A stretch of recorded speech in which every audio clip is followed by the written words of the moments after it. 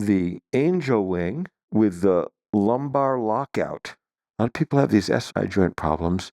What I see is consistently is that the SI joint is making up for the way the rest of the torso is stuck in a little bit of a twist. We don't want the SI joint to have to be doing all the twisting of your torso. The SI joint is designed just to move very little. Very secure intersection of lots of forces through the body. So let's get the slack that it needs from this upper torso. Here's what we're going to do. This is an adaptation of the amplified angel wing. We're taking the amplified leg position out of it. We're going to position the body so that the focus of the twisting, the focus of the lesson is in the upper torso. Be very gentle. If this movement gives you discomfort the next day, too much discomfort, we've got to figure out a different movement or got to figure out a different way to do it. Be very, very careful. The way to solve these problems is not through the pain. The way to solve these problems is to give what's hurting the slack and have the rest of the body work so harmoniously that those hurting places aren't having to do so much of the work. So here's how we're going to do it. Let's have a little bit of assessment first. If you can, if it's comfortable on your shoulder, your arm can be straight up the mat, just resting there with the head on the mat. We can assess rotation. Go very gently. We're trying to develop the skill where you are not crashing through the gate of the stretch limit. We want to feel the subtlest stretch limit and not force the muscle past that. We want to teach the muscle to relax and elongate past that. As you let the head and the shoulder and the arm roll forward, the torso twists a little bit. Say, okay, what is just the easy limit? Don't force it. We can go back and say, okay, how good am I at rolling back? Now, my movement called the diagonal layover, that's really good at teaching your system to let you roll back. And this one will help with that, but we're really interested in the diagonal of the back, but focusing it on the upper. Now, how do we get the ribs to deliver this shoulder forward a little better without straining your SI joint? The SI joint is making up for the way the rest of the torso is stuck in a little bit of a twist. We don't want the SI joint to have to be doing all the twisting of your torso. Let's get the slack that it needs from this upper torso. Here's what we're going to do. So what we're going to do is to lock out and not have the twist go down into the lower half, we're going to bring those knees up. We're bringing the lumbar section below your ribs. That part of the spine, we want to have it be in flexion. So even have your knee, not a stretch. You can have your hands help those knees come up the mat a little bit, just so that the back is under some tension. It's just starting to sort of round. That low back is starting to round, not into a stretch. I have movements that will help you relax your low back if it's really tight, if it doesn't allow flexion of this lumbar spine. Okay, now we can come up into this on your elbow position. We want it to be really an easy position for the shoulder. Right here, my shoulder's pretty relaxed. If that's a problem, we need to do some somatics for that. Another option is you can have your arm straight down back behind you a little bit, just like that, resting on a straight arm. That might be easier, but we'll do it this way for now. Knees come up the mat. Hand holds the head. Now, we're focusing this lesson of twist on the rib cage. We're twisting the rib cage. So as that upper shoulder comes forward, that lower shoulder goes back. It's a twisting, and we're twisting the upper. Don't force it. Just allow everything that can move, let it move so that the ribs lower the upper shoulder. The lower shoulders push back behind you by the load. Now we're coming on up easy. Make it equal effort. That hand that's cupping your forehead it lifts that upper shoulder, that lower shoulder pushes forward into the twist. We're twisting. Go slow, so slow you can see every molecule of the movement. Slow, don't stretch it. What are all the places that can relinquish some of their contraction? Gentle sag into that.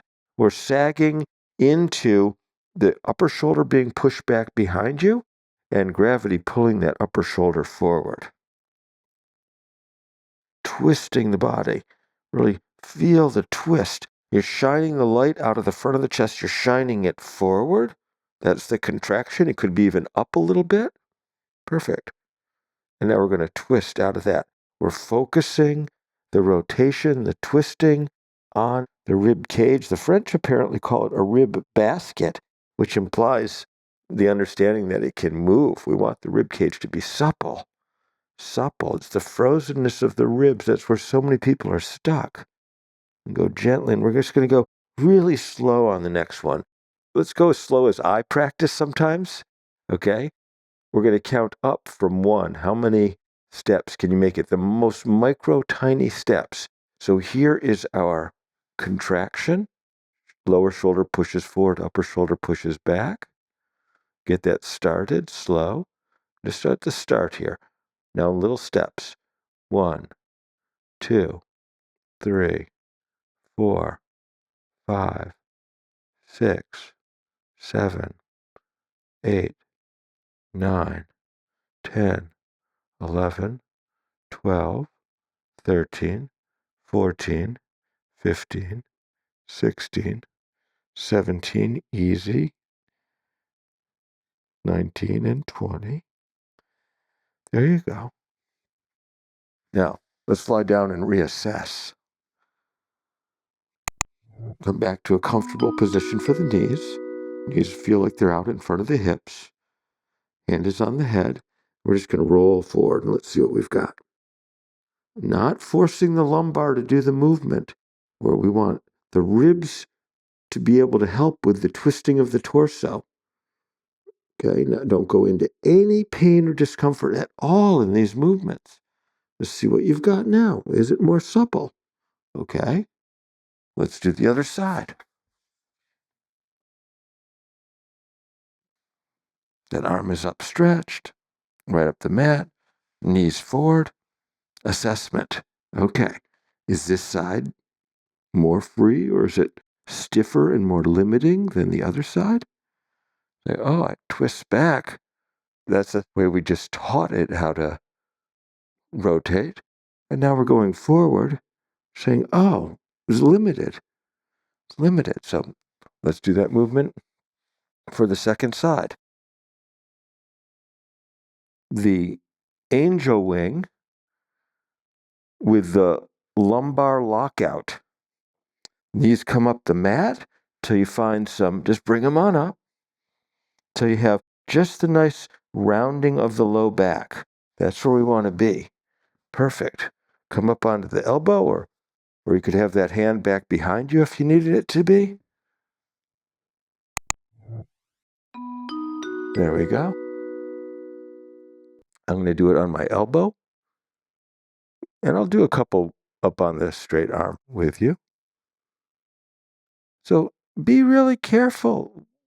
How clearly can you perceive that stretch limit? It's like, oh, something for me already. Something is limiting right here. Don't compare your ability to rotate to mine. You might have a lot more ability, but there might be some hidden stuckness. It might be more frozen, and it might be hard to see, hard to know. Control the movement. It's not about sensing the movement. Sensing the body is very, very difficult. We're all learning to do that. It's control supersedes sensing. That's my method. Control supersedes sensing. It will make your somatics more effective, and you will know the body a lot better. Control the movement, and the brain will reconnect to the body. So here we are. Lower shoulder goes back as upper shoulder goes forward. Knees are up, locking out the rotation of the lumbar. Lower down, slow, slow, slow. Can you just relax into that? as one unit. The shoulders rotate. Gentle on the neck. The neck doesn't have to do anything. Okay, hand holds the head. Lower shoulder pushes forward. Upper shoulder pushes back. Go slow. Slow here, slow. The back diagonal is opening. The front diagonal is opening. The side diagonals are moving. Okay, the whole tube of the torso is twisting. I sag into that. This time, slowly, come on up in little steps. Find the contraction clearly. Clearly. Okay, that is the contraction. Lowering down slow, little steps. 1, 2, 3, 4, 5. Lean forward a little bit past that elbow to really get the load of the twist.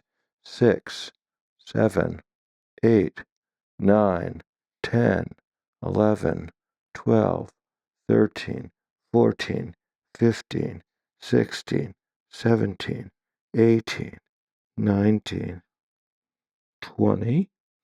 It doesn't have to be that many steps. It could be 5 steps. Let's lower down in 5 steps. 5, 4, 3, 2, 1. Control the movement. Control the movement.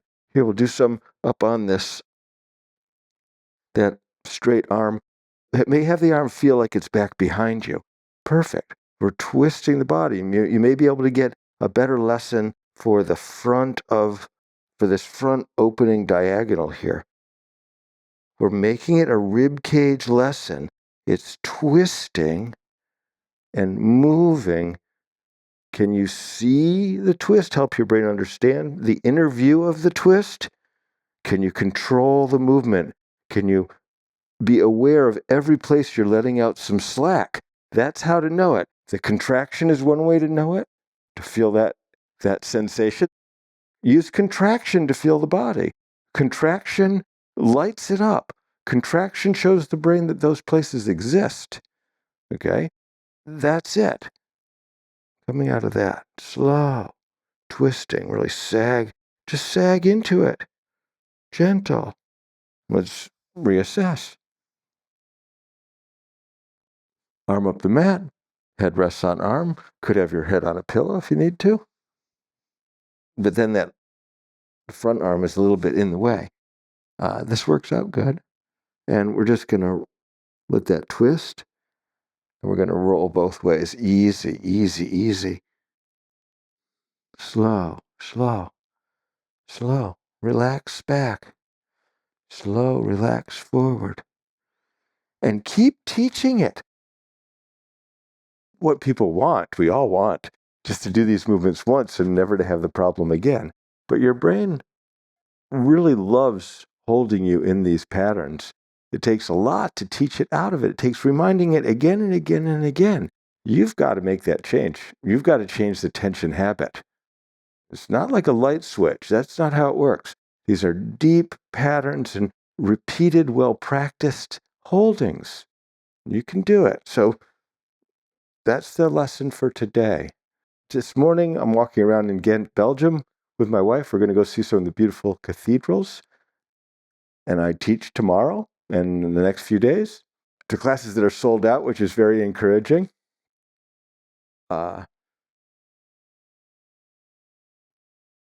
Just that. My experiment today is to say, if I free this twist of the upper, how does my day go? How does that work for me? Is that getting to the root of my holdings? Okay, so practice often. I'm doing this movement because I know that someone who I had a session with yesterday needs exactly this. A lot of sacrum pain. And we're not trying to fix the problem where the pain is. The pain is the boiling over. The roots of the problem are elsewhere in tensions that you are unaware of. So here we have this movement focusing on the twist of the upper. Be very gentle. If this movement gives you discomfort the next day, too much discomfort, we've got to figure out a different movement or got to figure out a different way to do it. Or be very, very careful. The way to solve these problems is not through the pain. The way to solve these problems is to give what's hurting the slack and have the rest of the body work so harmoniously that those hurting places aren't having to do so much of the work. Thank you very much for practicing with me today. I'm Eric Cooper, InspireSomatics.com. Blessings on your journey.